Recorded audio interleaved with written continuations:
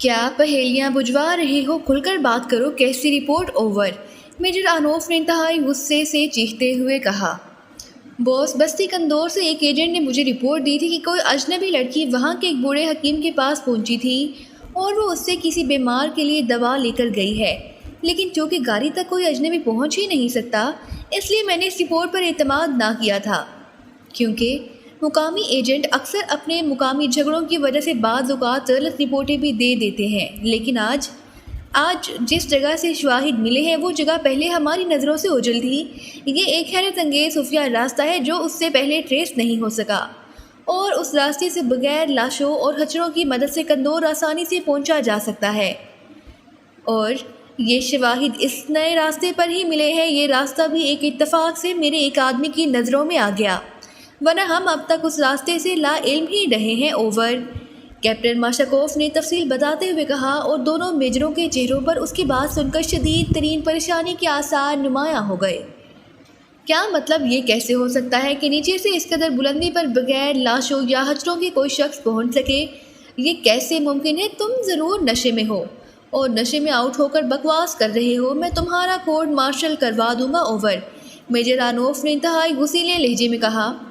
باس، میں درست کہہ رہا ہوں، اگر آپ کو یقین نہیں تو آپ کو جہاں آ کر دیکھ سکتے ہیں۔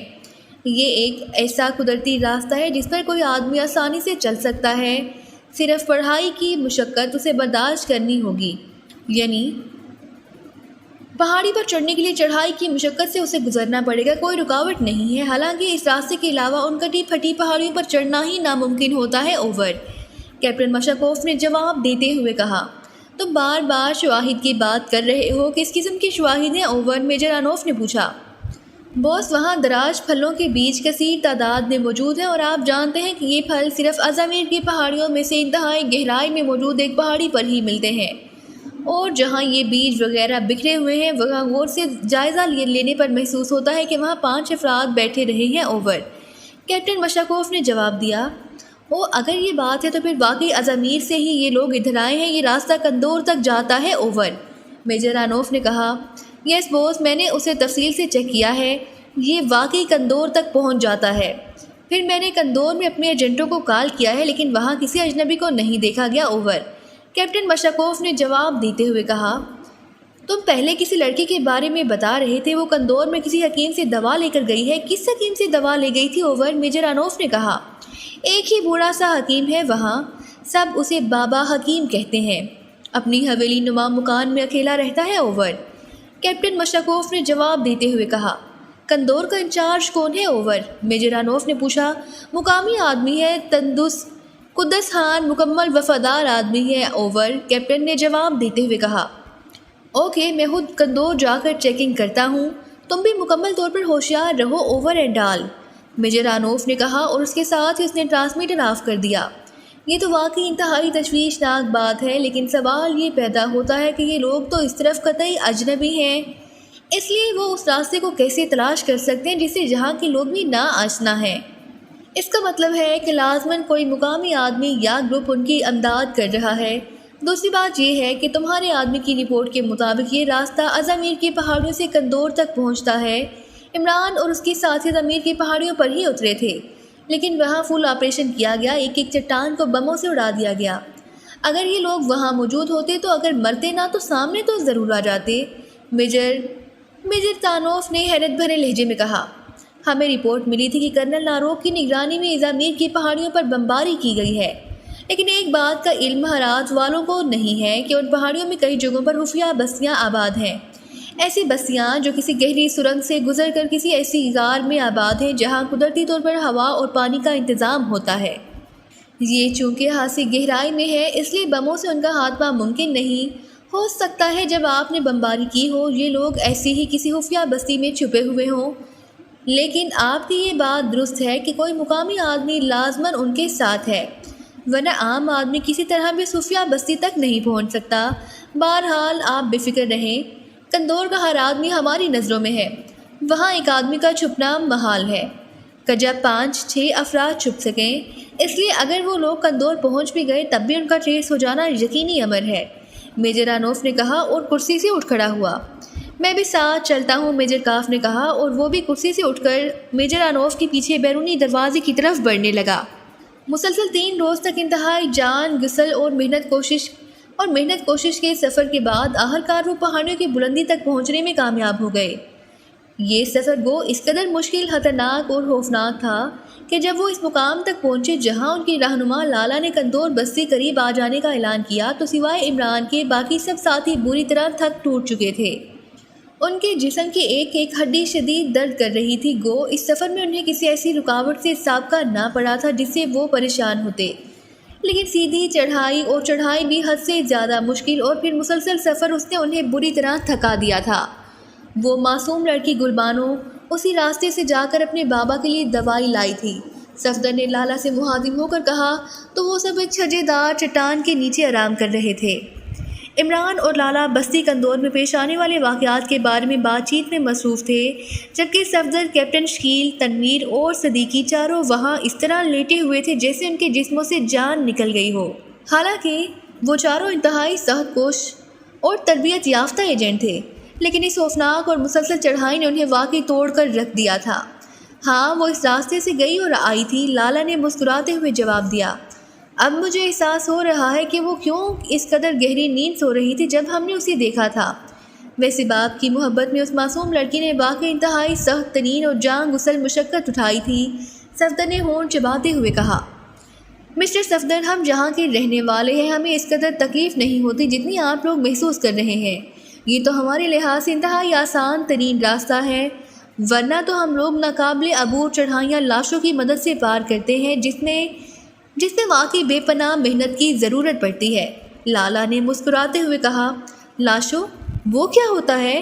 سب ساتھیوں نے چونک کر پوچھا تو لالا نے لٹووں اور ڈوری کی مدد سے اوپر چڑھنے کی پوری تفصیل بتائی تو ان سب کی آنکھیں حیرت سے پھیل سی گئیں۔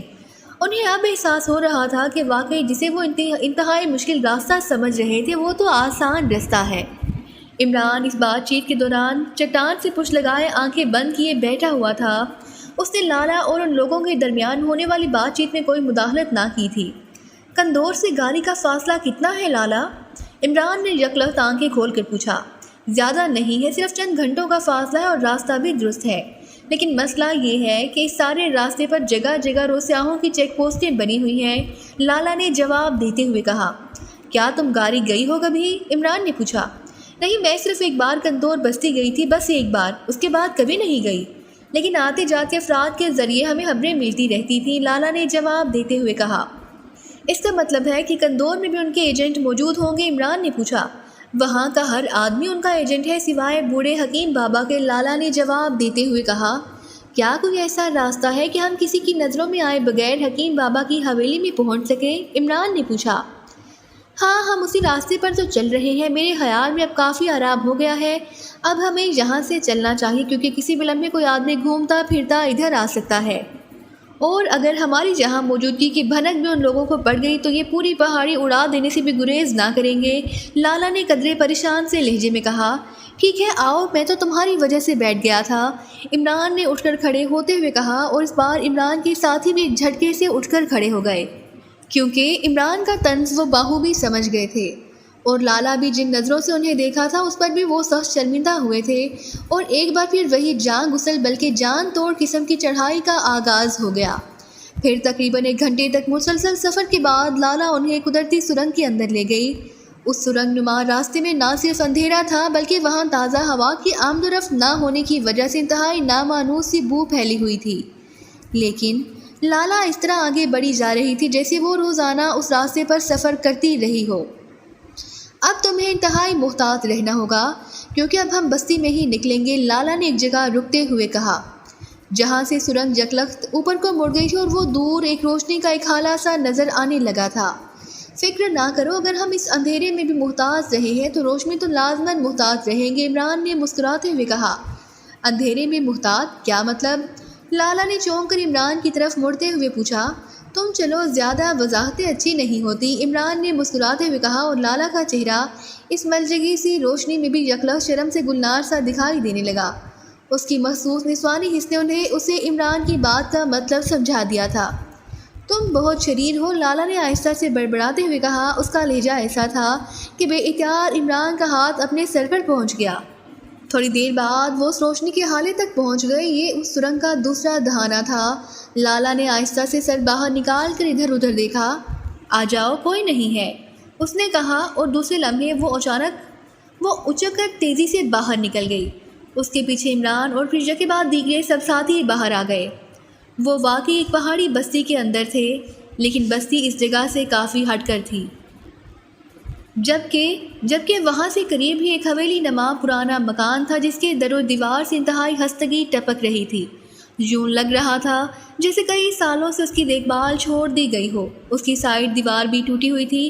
آؤ، یہ مکان ہے بابا حکیم کا، لالا نے اسی خستہ مکان کی طرف اشارہ کرتے ہوئے کہا، اور وہ سب لالا کی رہنمائی میں تقریباً دوڑتے ہوئے اس ٹوٹی پھوٹی دیوار کی طرف بڑھنے لگے۔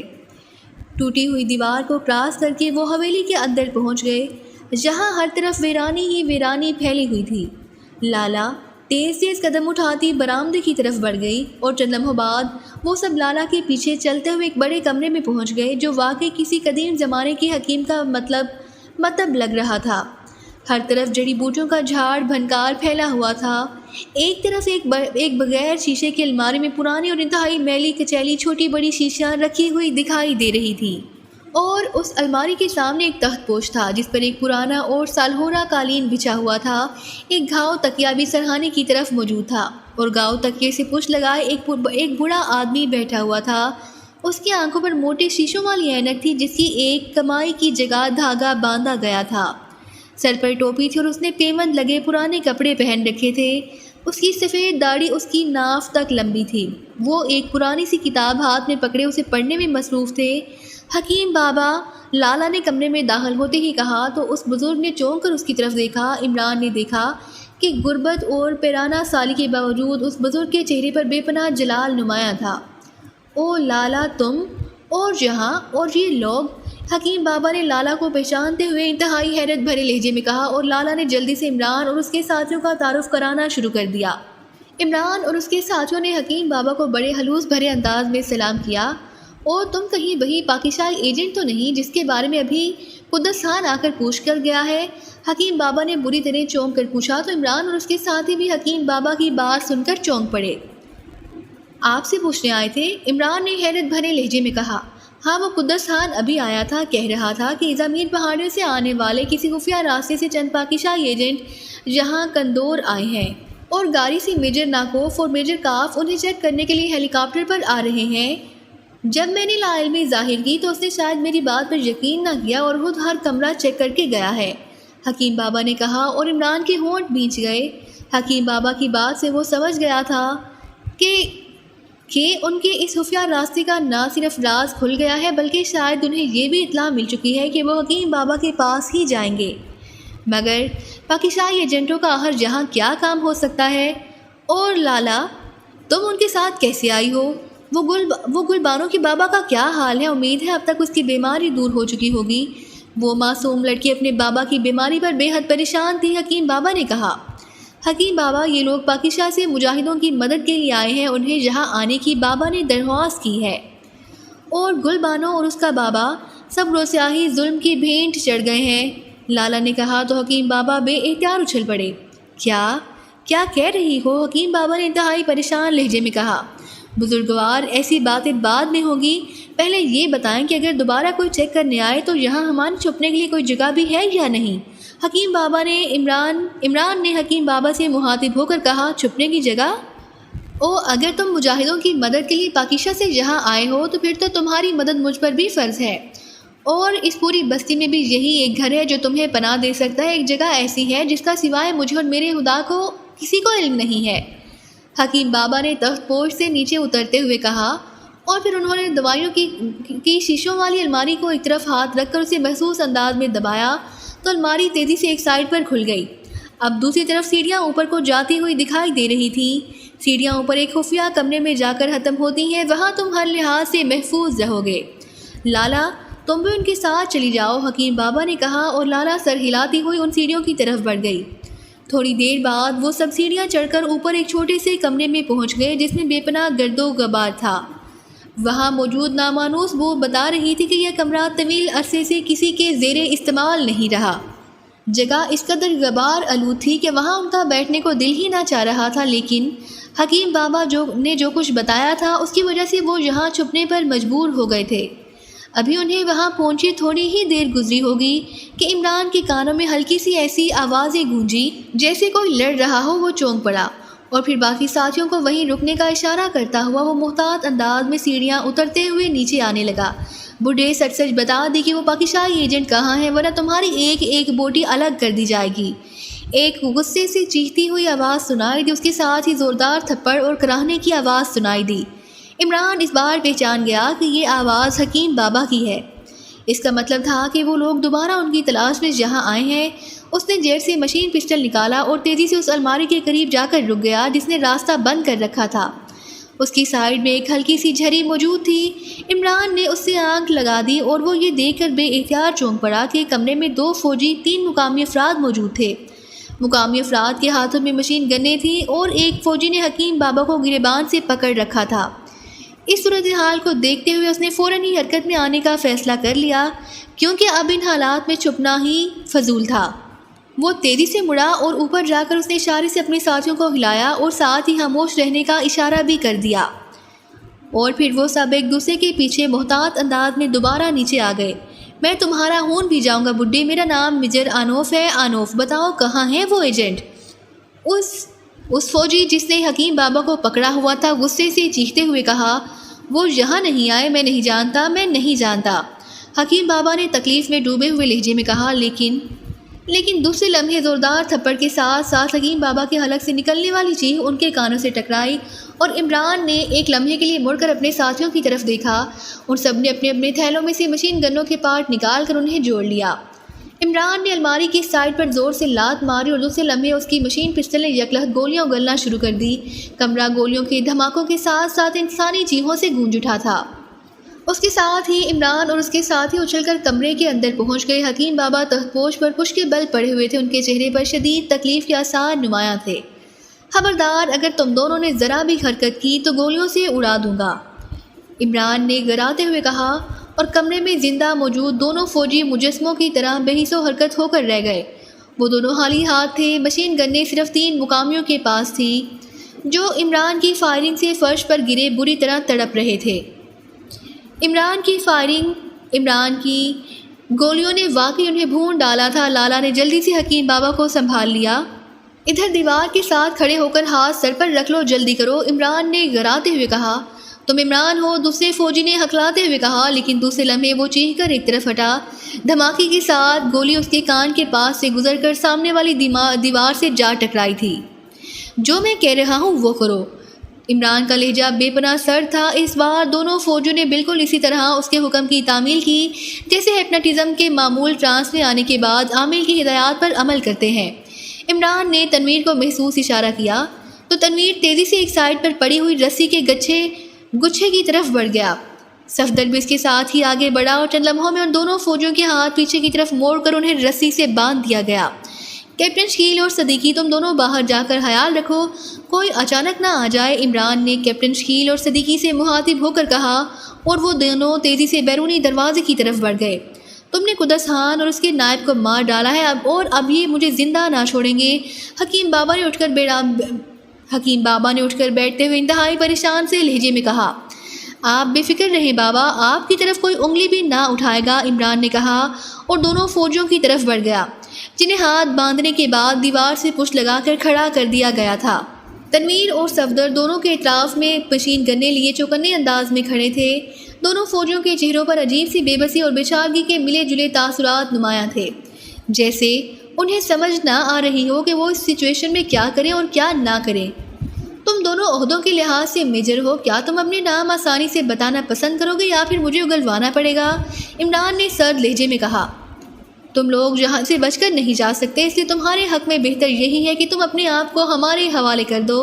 ان میں سے ایک نے دان پیستے ہوئے کہا، ٹھیک ہے، وعدہ رہا کہ اس بات پر ہمدردانہ غور کیا جائے گا، لیکن میرے سوال کا جواب۔ عمران نے اسی طرح سرد لہجے میں کہا، ہم تمہارے کسی سوال کا جواب نہیں دیں گے، تم زیادہ سے زیادہ ہمیں مار ڈالو، اسی میجر نے جواب دیتے ہوئے کہا۔ گڈ شو، تم واقعی دلیر آدمی ہو۔ اور تم میجر نمبر 2، تمہارا کیا جواب ہے؟